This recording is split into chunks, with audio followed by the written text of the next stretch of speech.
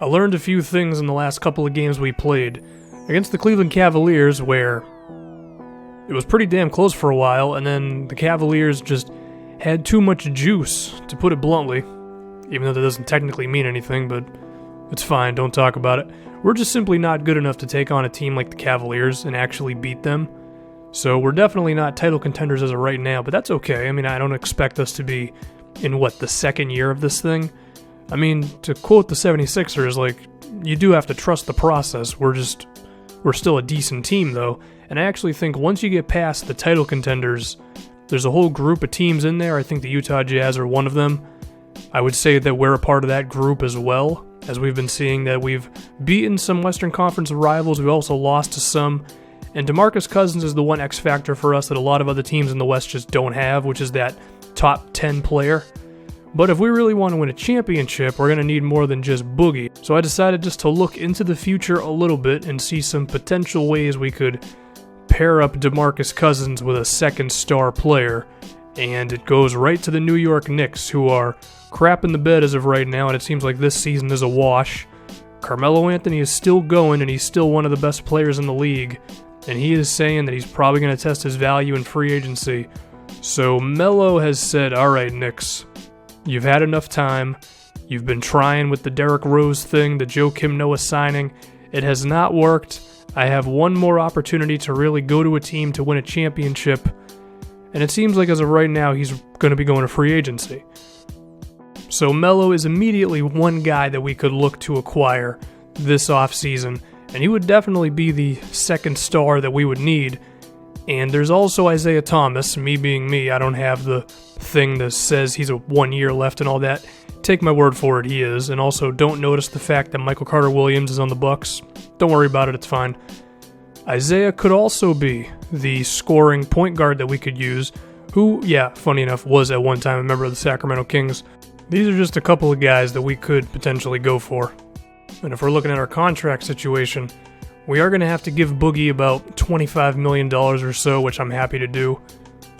But we could dump Garrett Temple's salary before free agency, and then depending on how much the salary cap actually jumps, might have a chance at another star player coming here. Because, I just like looking at the future a little bit. As for that, it is the trade deadline.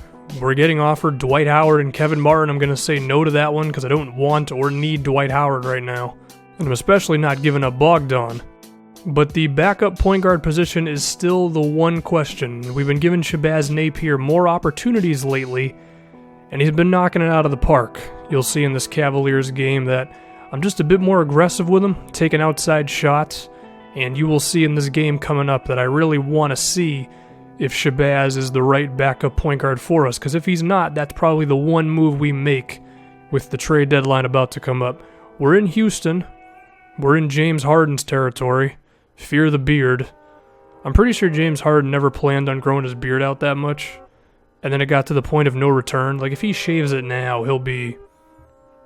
I don't know what he'll be. He might get worse as a player, he might lose advertisements, or I just have no idea what I'm talking about. The hell is this first play we're running? Bogdan, you're 6 inches or 6 feet away from where I want you to actually be. Oh yeah, here's a new play for Alan Crabb. I'd say it works out pretty well. It can turn into either a three-pointer if he goes all the way to the three-point line, but it can also be a cut play as well, so that's how you find cutter plays in 2K. You have to create them out of three-point plays because the cut plays, I don't know what the hell, man, they just don't work. Serge Ibaka pick and pops, however, do work as he drops that one in. And it's safe to say that Serge has definitely earned his money as of right now. Why did I make that pass with Darren Collison? You see, 2K17, they'll definitely make you pay for just making the wrong casual pass or just putting too much distance on it. Another way that they make this game just a little more tricky, which is cool. I appreciate it. I like when the CPU plays smarter rather than they just play the exact same, but now they just make every shot they attempt. This is another play, this time for Andre Robertson, and you will see that it's actually working pretty damn well. I mean, if I can find Andre Robertson some plays to get him more involved in the offense, then it really helps us out, because of course he's not a natural offensive player. You see the defense from Willie Cauley-Stein being able to help on the pick and roll and then come back over to Ryan Anderson and pretty much make him forget how to play basketball as he just froze there for 5 seconds. I know I'm not shooting a 3 with Willie Cauley-Stein. Oh, I'm just going to dunk on Ryan Anderson's head. So Ryan Anderson forgot how to play offense. And, well, to be fair, he never knew how to play defense anyway. But then it got a little worse when DeMarcus Cousins just dunked on him. I applaud Corey Brewer for shooting. But at the same time, does anybody really want Corey Brewer shooting? I mean, he was never known as a guy who would put the ball in the basket. Alan Crabb. Does this guy ever friggin' miss? Like, every single game I play with this guy, he hits like 9 3-pointers. It's actually ridiculous. If I played every single Kings game, he would break Steph Curry's 3-point shooting record. It's 5 points, so Houston's giving us a good game. I tried to play for Bogdan, and I'm going to be honest with y'all.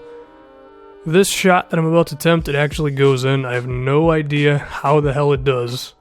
Guy in my face, very early F release. I mean, hey, the last couple of days have been nothing but things that I didn't expect to happen. Some social commentary for you. Why is Corey Brewer shooting so much? Like, he's not good offensively. Shabazz Napier has been growing offensively, and he's been doing it within the span of, I don't know, a couple weeks, I guess. That was a bad pass by me. Shout out to Thomas Robinson for still being in the NBA. You know, he's actually a pretty decent player in real life when he's gotten the minutes. He's just never gotten them. So, I don't know. There's my testament to Thomas Robinson that I don't know what I'm talking about. Boogie's got the ball. I do not want a turnaround jumper. Let's do it all over again. They're not bringing a double team. That's usually bad news bears for the defense, and it's bad news bears for Clint Capella. Ryan Anderson's been dunked on. Capella's been dunked on. Patrick Beverley is... Why is he giving it to Ryan Anderson? Why is Ryan Anderson posting up? This is not okay. Like, it actually kind of worked out because they got a foul, but this is one of my things with this game and just 2Ks in general. I feel like sometimes teams don't play how they really should. Like, James Harden giving it up to Beverley. I mean, this play actually works out for them, but it felt like a majority of this game, I didn't really have to deal with James Harden going one-on-one, and I don't know. I don't know why I made that pass to Willie Cauley-Stein either, because I'm pretty sure the roller, or the guy on the floppy play, would have been open, but it's whatever, it's cool. Boogie warped through someone to get a rebound. A Garrett Temple sighting, that's always a good thing, as he knocks down a 3-pointer. He's pretty okay. He plays about 10 minutes a game for us. When I need to give other guys just a little bit more rest, Garrett Temple can come in and he can be alright for us, you know. He's not bad. Although we're going to dump him to try to sign Carmelo Anthony. If we're even going to have the money for that, I don't know. 14 points. It's going pretty damn good against the Rockets. And with Ryan Anderson defending Serge Ibaka, I mean, you know I got to go to Serge as much as possible. He had 3 fouls in like the first quarter in this game because once again playing these things on mute. I don't always know what the hell's going on. I mean, even if I did have the volume on, I still wouldn't know what the hell was going on, let's be honest here. James, what are you going to do? You got to pull something out on me. A little step back. See, that's what I'm talking about. If I was facing that more often, I probably wouldn't be up 17 points. But as a result, you know, just makes it easier when James Harden isn't being uber aggressive on you.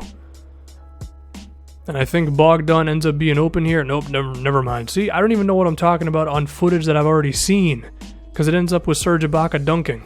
So don't listen to me with anything I'm talking about with this team. Trevor Ariza trying to pick and roll, that's pretty daring.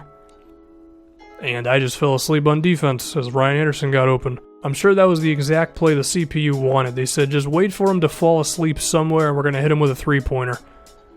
We're trying some Bogdan now because, of course, having 2 ball handlers in the starting lineup is a nice luxury to have. Thomas Robinson, can you play some defense on Serge? I mean, you could play some defense on Boogie and bring a double team at the moment because Capella's just ripping peace, man.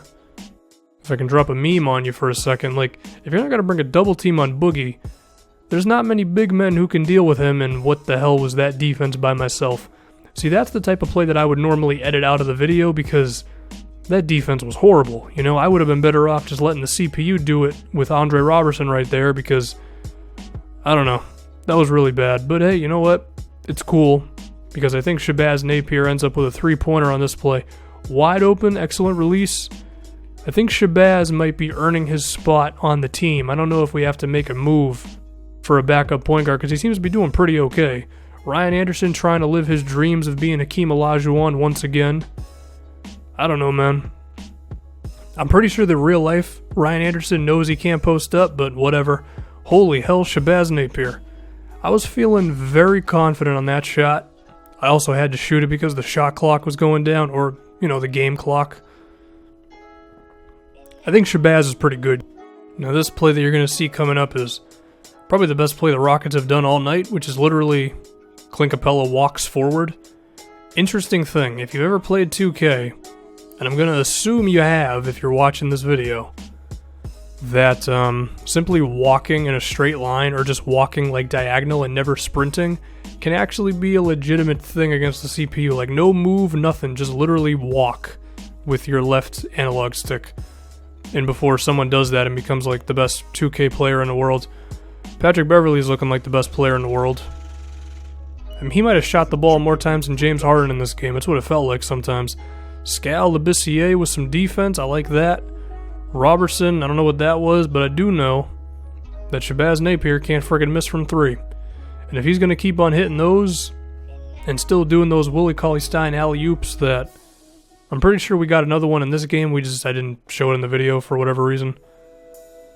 He's going to be good. So I think the one question I really had, which was who can be the backup point guard, or if we had to make a move for one, I think Shabazz is answering the call. He's also posting up on one of the best defenders in the NBA, so I don't friggin' know at this point, man. Seemed like no matter what I wanted to do, I could do it against the Rockets. Also, Ben McLemore's still on the team, as he gets some garbage time minutes. Is he a trade piece? I don't know, he kind of sucks. Who knows? But hopefully some team would like him after this basket, as I give away the result of the shot before I even shoot it, but hey, he made it in. That's pretty good. Malachi Richardson, he misses the shot, but he doesn't miss the shot because 2K is weird when it comes to bounces off the rim. And this video is over 12 minutes long at this point, so that's cool. If I can do math, what was that, a 22-point win over the Rockets? That's pretty good. I don't think we have to make any real moves at the trade deadline. I think we're pretty okay as we are. And maybe after one more game we can hop into the playoffs.